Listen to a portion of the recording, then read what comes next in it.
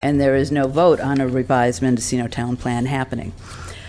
The approach of the planning team, it's been approached with an open mind. It is data-driven only. The process has been to focus in on the data and really trying to get to the bottom of the numbers. It is nonpartisan, and it's not outcome-driven. In other words, we're not looking at the data saying, okay, well, if we get this data, it somehow will have this outcome down the road. We are simply looking at the data, and we want to have the most accurate and/or, because you get data from different places, and this can be accurate and this can be accurate for its particular sources. Ultimately, what we want is a consensus around the methodology by which this data is developed.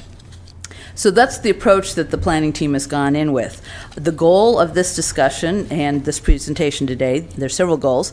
One is to keep the discussion at an objective and responsible and logical level, because we want to keep focusing on the data.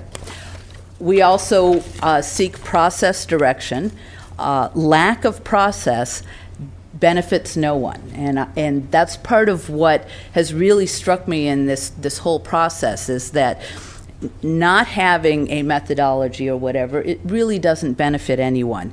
We're seeking policy clarification. A lack of clarity around policy doesn't benefit anyone.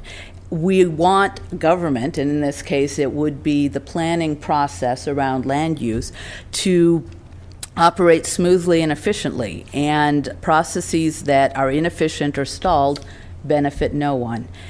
And we also want, ultimately, a process that utilizes staff expertise, accurate information, sound policy that's in service to the residents, to the businesses, to the visitors, and the public of Mendocino County. And that's our goal here. I want to recognize that planning team efforts, in particular the lead on this, I would say the lead and solo almost, is Jessica Stull-Otto, who has started as an intern, is now operating as a planning technician, and has career aspirations in this field. She has lived up to the ideals of the process that I outlined. What we want to do is have the staff do the presentation. Then there would be questions, comments, public discussion, board discussion, etc. I would also point you to there were two things that were part of your packet. One was the actual staff report, and that you received with your agenda, as well as a one-page that talked about topics for discussion and possible direction/action. And these are simply topics. These are things, it's one page, it was with your agenda packet. And what it does is it lists 14 different items that are things that would constitute next steps or need for policy direction or whatever. I want to be clear that there is no expectation that these are all going to be dealt with today, but I felt from the board standpoint you would want to know what the next steps would look like. And so that's what this list constitutes, and we can talk about that a little bit more later. But it's just a one page that says Mendocino Town Plan, topics for discussion at the top. So it would be somewhere by your staff report. Then what is coming in today is you're getting copies of letters from the public as they're being submitted. A lot of those people are also going to speak during the public discussion phase, and then you also have a copy of the PowerPoint presentation that Jessica is going to give. So are there any questions about the presentation before we go into it? No questions from the board. We have several speakers, but I'm sure that everybody's be interested in the PowerPoint presentation. Yeah. We'll have that first. Yeah, no, we definitely need to do the presentation first. And as I said, we're hoping to get all the way through the presentation before questions start, and then we can go from there. So I want to introduce Jessica Stull-Otto, and I guess I'll also introduce Audrey Knight, who is the manager for the planning team.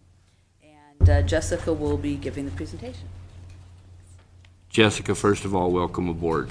Thank you. Hope your tenure with the County of Mendocino was a long one. Thank you. Yeah. Let's see. Yes, I'm Jessica Stull-Otto, new with the planning team, and very pleased to meet all of you. And I wanted to just reiterate what Allison was saying, that this is not an official update of the tables, and that this is just a chance to provide my research findings so that you could go ahead and make an informed decision about the next steps you want to take. So.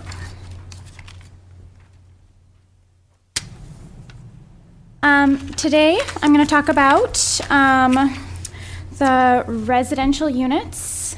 And I've actually prepared this presentation a little bit out of sequence with the report to provide the most clear presentation of the information. I know some of the topic matter is a little confusing, so I'm trying to make it as clear as possible. And so I'm going to talk about residential units, both current numbers and historical data that I came across.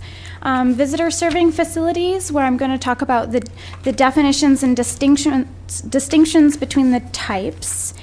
And residential and visitor serving facilities, the numbers and the balance regarding town character.